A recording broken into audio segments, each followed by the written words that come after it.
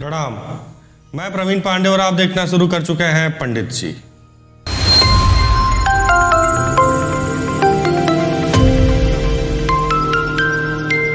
हमारी आज की वीडियो गुरु मंत्र और यंत्र पे आधारित रहेगी। असल में बहुतेरे साधकों को ये नहीं पता कि गुरु मंत्र का जाप करते समय भी यंत्र की आवश्यकता पड़ती है। अगर आप साधना के क्षेत्र में आगे जाना चाहते हैं तब, अगर केवल एक जोश जगह है, उस जोश के लिए आप किसी से दीक्षित हो गए, किसी साधना को लेके बैठ गए, आपका लक्ष्य छोटा सा है कि बस ये साधना करके शांत रहना है, तो फिर तो कोई दिक्कत नहीं है। आप 1,25,000 मतलब 1.25 लाख या उससे ऊपर भी अगर श्रद्धा है आपकी, तो जितना भी आप जाप करना चाहें उतना आप जाप कर लें, उसके बाद छोड़ दें, कोई दिक्कत नहीं। पर डे 1 माला, 2 माला, 4 माला, 11 माला करते रहें, उसमें कोई इशू नहीं आता है।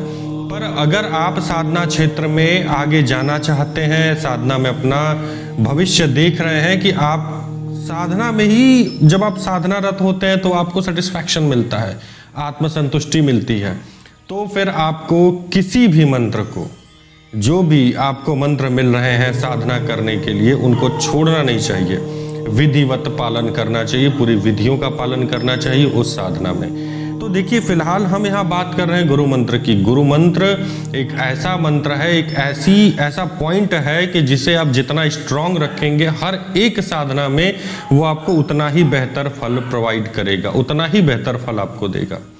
अब गुरु मंत्र की साधना कैसे की जाती है? गुरु मंत्र की साधना सबसे सिंपल होती है।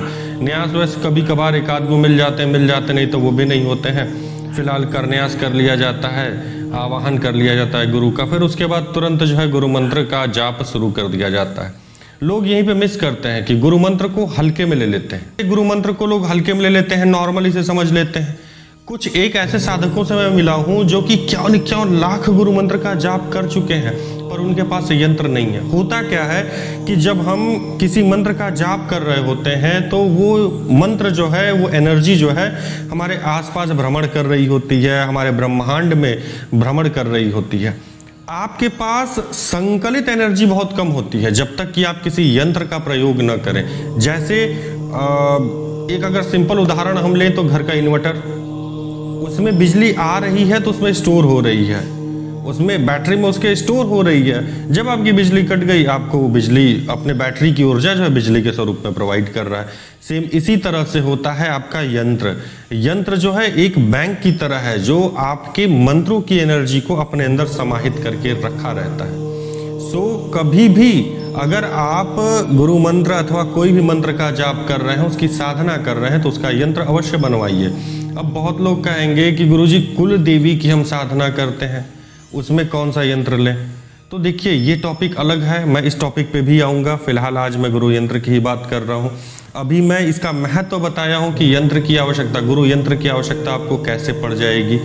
अब मैं आपको बताऊँगा कितने तरह के यंत्र होते हैं, किन किन धातुओं से आपको यंत्र बनवाना चाहिए, धातु से या भोजपत्र से बनवाना चाहिए, यंत्र देखने में कैसे होंगे, बाजार का यंत्र लेना चाहिए या नहीं लेना चाहिए। इन सारे टॉपिक पे हम आज इसी वीडियो में बात करेंगे, तो स्किप मत करिएगा, लाइन पे ही वीडियो देखते रहिएगा। हो सकता है कि आपके काम की कुछ जानकारी इसमें आपको मिल जाए। तो सबसे पहले हम बात करेंगे कि यंत्र किन किन धातुओं या किन किन चीज़ों से बनाना चाहिए। यंत्र देखिए, सामान्यतः क्या उत्कृष्ट, अगर सबसे अच्छा हम बताएं कि किससे यंत्र बनवाना चाहिए, तो दो तरह से यंत्र बन जाते हैं। आपका एक भोजपत्र पे यंत्र बन जाता है, दूसरा ताम्रपात्र पे यंत्र बनता है। ताम्रपात्र ऐसा वाला ताम्रपात्र, वो वाला नहीं जो बाजार में मिलता है, आपको 20-30 रुपए में मिल जाएंगे, ठप्पा लगा हुआ, उस पर यंत्र बना, बड़ा सुंदर सा अट्रैक्टिव लग रहा है। तो वो कागज एक तरह का प्लास्टिक कागज है, उसके ऊपर पेंट टाइप का एक कोट जो है तांबे का चढ़ा हुआ है, और उसमें कोई भी तांबे का असर नहीं है, कोई मात्रा उसमें नहीं है। सो ये ध्यान रखिए, जो भी चीज़ करिए शुद्धता के साथ करिए, पूर्ण विश्वास के साथ करिए, जितना हो सकता है उतनी शुद्धता के साथ में करिए। और यंत्र के साथ ही अगर आप खिलवाड़ करेंगे तो फिर कैसे काम बनेगा। तो अब 2 यंत्र मैंने आपको बताए, एक ताम्रपात्र, एक भोजपत्र। भोजपत्र पे कब बनवाना चाहिए, ताम्रपात्र पे कब बनवाना चाहिए। भोजपत्र पे अगर आपको एकाध साधना करनी है, एकाध अनुष्ठान करना है, मान लीजिए कि आप अपने घर में कोई पीड़ित है बीमारी उमारी से, आप महामृत्युंजय का जाप खुद से करना चाहते हैं, तो उस समय आप भाई महीनों दिन तक तो आप नारियल रख नहीं पाएंगे अपने पास। इसलिए आपको यही बोला जाता है कि आप एक यंत्र, महामृत्युंजय यंत्र ले लीजिए, अपने गुरुजी से बनवा लीजिए। नहीं बनवा पाएंगे आप हमें बताइए, हम बना के प्राण प्रतिष्ठित करके भेज देंगे, आपके यहाँ स्थापना हो जाएगी, करवा दिया जाएगा। उस यंत्र के सामने आप अपना पूजन अर्चन करिए, उस यंत्र के सामने करिए। इसी तरह से एक अगर आपका अनुष्ठान है तो वहां पर भोजपत्र प्रयोग करिए।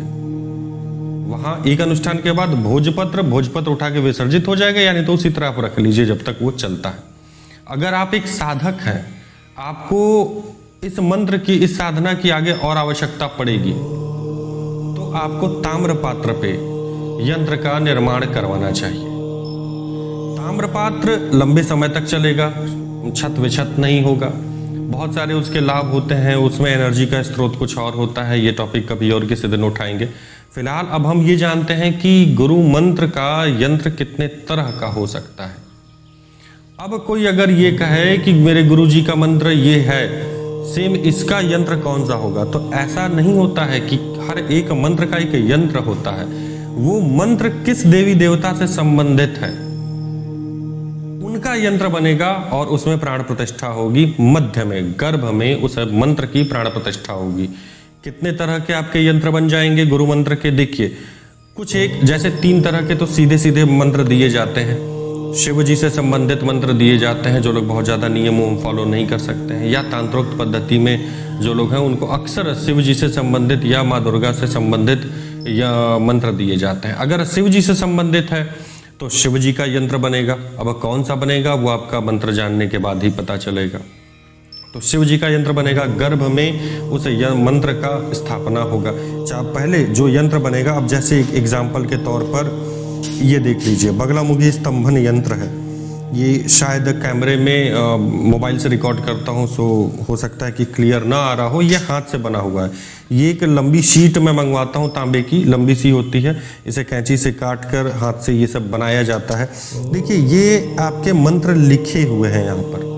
अब इनका इस तरह से बनवाना और मार्केट से लेने में क्या अंतर हुआ? मार्केट एक प्रोफेशनल चीज़ है, उनको बना के मार्केट में बेचना है तो वो न साइट देखेंगे, न तिथि देखेंगे, न वार देखेंगे, बस बना देंगे। हमें क्या है कि इस पे साधना करनी है। सो पहले ताम्र पात्र को लिया जाता है, इस पे जो क्रियाएं होंगी वो क्रिया की जाती है। फिर उसके बाद जो साइट होगी, जो समय होगा, उस समय पर इसकी शुरुआत होगी, यंत्र की शुरुआत होगी। पूजन करने के उपरांत ही यंत्र बनाने की शुरुआत होगी, लिखने की। तो बहुत सारे नियम कानून होते हैं इनमें, उनको फॉलो करना पड़ता है।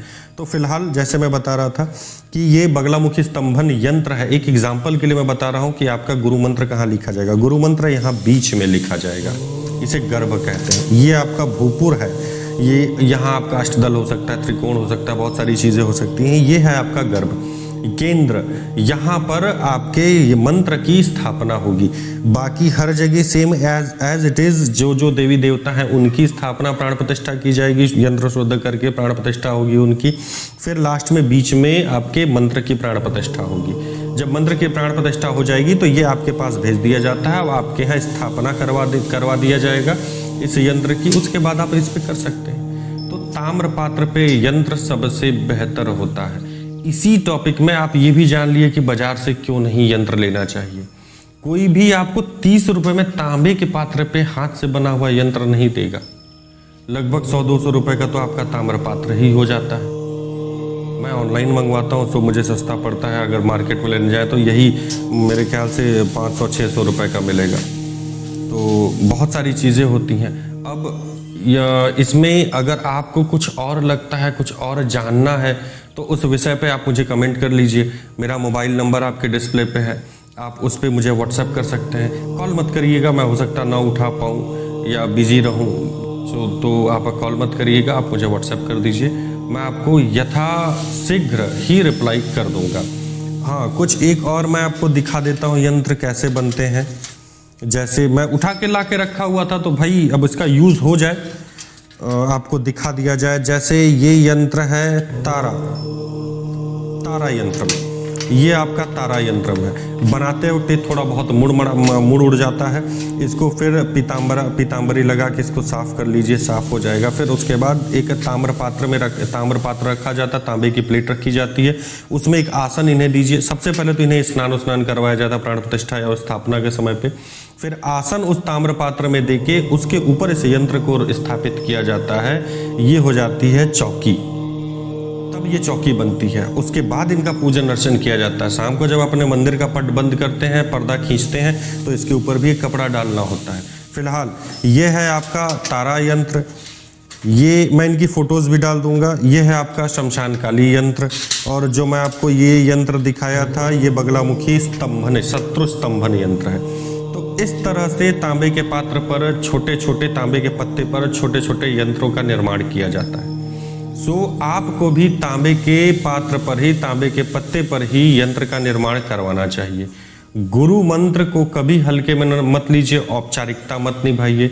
अगर साधना कर रहे हैं तो आप गुरु या मंत्र की भी साधना यंत्र पे ही करिए। शिव जी की साधना कर रहे हैं, हो सके तो शिव यंत्र भी ले लीजिए, उस पे करिए।